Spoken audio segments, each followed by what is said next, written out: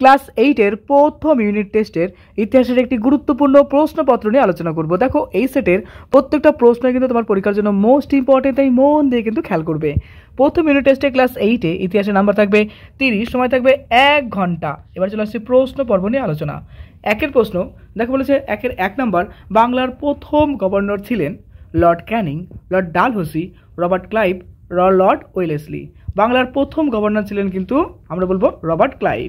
এরপর 2 নম্বর, 1812 খ্রিস্টাব্দে পাকাপাকিভাবে যা বিলুপ্ত হয়েছিল তা হলো, দেখো এখানে অনেকগুলো অপশন রয়েছে, তার মধ্যে সঠিক উত্তরটি হবে চলে আসছে দেখো দারোগা ব্যবস্থা, অর্থাৎ 1812 খ্রিস্টাব্দে কিন্তু পাকাপাকিভাবে দারোগা ব্যবস্থা অবলুপ্ত হয়েছিল।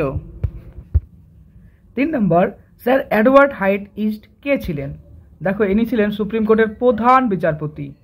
তারপরে 4 নম্বর, কে কলকাতা মাদ্রাসা প্রতিষ্ঠা করেন? উত্তর হবে দেখো ওয়ারেন হেস্টিং। নেক্সট, পাঠশালা বন্দোবস্ত কে প্রবর্তন করেন? উত্তর হবে দেখো ওয়ারেন হেস্টিং। নেক্সট, মুঘল আমলের একটি প্রদেশকে বলা হতো সুবা, এটা কিন্তু হবে সত্য, অর্থাৎ সুবা বলা হতো এক একটা প্রদেশকে। তারপরে কত খ্রিস্টাব্দে বক্সারের যুদ্ধ হয়েছিল? বক্সারের যুদ্ধ হয়েছিল দেখো 1764 খ্রিস্টাব্দে। এই সেটের প্রত্যেকটা প্রশ্ন কিন্তু মোস্ট ইম্পর্টেন্ট।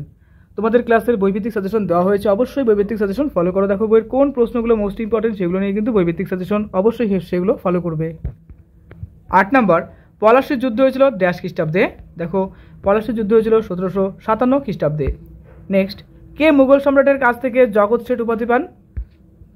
দেখো উত্তর হবে ফতেহ চাঁদ। 10 নম্বর, কোথায় কত খ্রিস্টাব্দে হিন্দু কলেজ তৈরি হয়? 1817 খ্রিস্টাব্দে কলকাতা হিন্দু কলেজ তৈরি হয়। কত খ্রিস্টাব্দে? 1817 খ্রিস্টাব্দে কলকাতা হিন্দু কলেজ তৈরি হয়। নেক্সট, কে কত খ্রিস্টাব্দে বাংলা নদীপথগুলি জরিপ করেন? এটা উত্তর হবে দেখো 1764 খ্রিস্টাব্দে বাংলা নদীপথগুলি জরিপ করেন জেমস রেনেল। খুব ইম্পর্টেন্ট একটা প্রশ্ন। Next, history of British India কে লিখেছেন? উত্তর হবে দেখো জেমস মিল। তারপরে কে কত খ্রিস্টাব্দে বেনারস সংস্কৃত কলেজ প্রতিষ্ঠা করেন? উত্তর হবে দেখো 1791 খ্রিস্টাব্দে বেনারসের জোনাথন ডানকান কি বলেছে সংস্কৃত কলেজ প্রতিষ্ঠা করেন। নেক্সট, ভারতে কার নেতৃত্বে পারসিক আক্রমণ ঘটে? উত্তর হবে দেখো নাদির শাহের নেতৃত্বে। 15 নম্বর প্রশ্ন, 76-এর মন্বন্তর কত বঙ্গাব্দে হয়েছিল? উত্তর হবে দেখো 1176 বঙ্গাব্দে। নেক্সট প্রশ্ন, নিচের প্রশ্নের উত্তর দাও। দেখো প্রত্যেকের জন্য 3 নম্বর করে রয়েছে। 1 নম্বর, ভারতীয় উপমহাদেশে ব্রিটিশ ইস্ট ইন্ডিয়া কোম্পানি যে বাণিজ্য ঘাঁটি তৈরি করেছিল সেই বাণিজ্য ঘাঁটিগুলোর নাম কি কি? এগুলো কালক্রমে দেখো বলেছে কিসে পরিণত হয়েছিল? উত্তর হবে ভারতীয় উপমহাদেশে ব্রিটিশ ইস্ট ইন্ডিয়া কোম্পানি বাণিজ্যিক স্বার্থে অনেকগুলো ঘাঁটি তৈরি করেছিলেন। সেই ঘাঁটিগুলোর মধ্যে উল্লেখযোগ্য ছিল মাদ্রাস, বোম্বাই, কলকাতা। কালক্রমে এই 3টি বাণিজ্য ঘাঁটি কেন্দ্র করেই ব্রিটিশ রেসিডেন্সি ব্যবস্থা তৈরি হয়েছিল। নেক্সট, টিকা লেখো ফারুকশিয়ার ফরম্যান, one of the most important প্রশ্ন। উত্তর হবে দেখো 1717 খ্রিস্টাব্দে দিল্লির মুঘল সম্রাট ফারুকশিয়ার একটি আদেশ বা ফরমান জারি করেছিলেন। সেই ফরমান মোতাবেক ব্রিটিশ ইস্ট ইন্ডিয়া কোম্পানিকে বাংলাদেশে কতগুলো বিশেষ বাণিজ্যিক অধিকার দেওয়া হয়েছিল। যেমন ব্রিটিশ কোম্পানি বছরে মাত্র 3000 টাকার বিনিময়ে বাংলার বাণিজ্য করতে পারবে, কিন্তু তার জন্য কোম্পানিকে কোনো শুল্ক দিতে হবে না, অর্থাৎ কোনো রকম ট্যাক্স দিতে হবে না। ব্রিটিশ কোম্পানি কলকাতার কাছাকাছি অঞ্চলে 38টি গ্রামের জমিদারি কিনতে পারবে। অনেক কিন্তু সুবিধা দিয়েছিল, তাই না? কোম্পানির পণ্য কেউ চুরি করলে তাকে বাংলা নবাব শাস্তি দেবেন এবং কোম্পানিকে ক্ষতিপূরণ দেবেন। কি ভয়ানক পরিস্থিতি দেখো। কোম্পানির জাহাজের সঙ্গে অনুমতি পত্র থাকলে সেই জাহাজ অবাধে বাণিজ্য করতে পারবে, তাই না? দেখো তাহলে কি কি সুবিধা পেয়েছিল। তাছাড়া বাংলা নবাবের মুর্শিদাবাদ টাকশাল প্রয়োজন মতো কোম্পানি ব্যবহার করতে পারবে, অর্থাৎ ইচ্ছা মতো টাকাও বানাতে পারবে, এত সুবিধা। নেক্সট নাম্বার দেখো, অধীনতামূলক মিত্রতা নীতির ক্ষেত্রে গুরুত্বপূর্ণ ভূমিকা পালন করে, অর্থাৎ কে গুরুত্বপূর্ণ ভূমিকা পালন করেছিল। আর নেক্সট ইম্পর্টেন্ট, উডের ডিসপ্যাচ কি? উডের ডিসপ্যাচ মোস্ট ইম্পর্টেন্ট। চলে আসছে প্রশ্নটা উত্তর পর্ব আলোচনা। অধীনতামূলক মিত্রতা নীতির ক্ষেত্রে গুরুত্বপূর্ণ ভূমিকা পালন করেছিলেন ওয়েলেসলি। 1854 খ্রিস্টাব্দের জুলাই মাসে বোর্ড অব কন্ট্রোলের সভাপতি চার্লস উডের নেতৃত্বে শিক্ষা সংক্রান্ত একটি প্রতিবেদন পেশ করা হয়। তাকে উডের প্রতিবেদন বা উডের ডিসপ্যাচ বলা হয়। উডের প্রতিবেদনে সরকারকে প্রাথমিক থেকে বিদ্যালয় স্তর পর্যন্ত একটি সুগঠিত শিক্ষা কাঠামো গড়ে তোলার পরামর্শ দেওয়া হয়।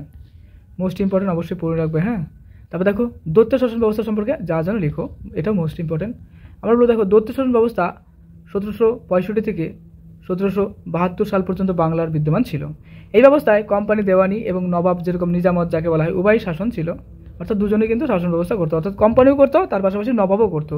যেহেতু দুই রকম শাসন ব্যবস্থা ছিল তার জন্য দ্বৈত শাসন ব্যবস্থা বলে।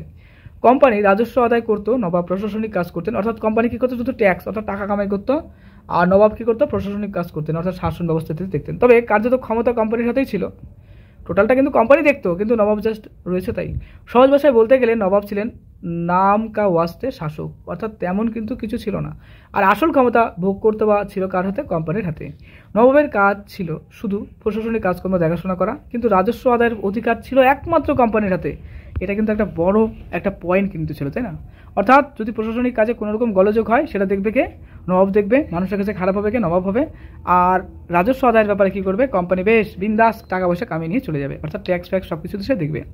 এর ফলে বাংলার চরম অরাজকতা এবং শোষণ দেখা দেয়। এরকম পরিস্থিতি হলে তো অরাজকতা প্রবলেম হবেই, এবং শোষণও কিন্তু দেখা দেয়। 1772 সালে ওয়ারেন হেস্টিং এই ব্যবস্থার অবসান ঘটান, অর্থাৎ বন্ধ করে দেন। ওকে, তোমাদের ক্লাসের ইতিহাসের মোস্ট ইম্পর্টেন্ট বইভিত্তিক সাজেশন রয়েছে। বইভিত্তিক সাজেশন বলতে বইয়ের কোন কোন প্রশ্নগুলো পরীক্ষার জন্য মোস্ট ইম্পর্টেন্ট কোনগুলো আসবে সেগুলো দেখো, স্টার কোডিং করা দেওয়া আছে। অবশ্যই প্লে লিস্টে যাও এবং ওই ভিডিওটা দেখো। দাদার ক্লাস নতুন হলে অবশ্যই সাবস্ক্রাইব করে দিও। আর পরীক্ষার জন্য তোমাকে জানাই বেস্ট অফ লাক।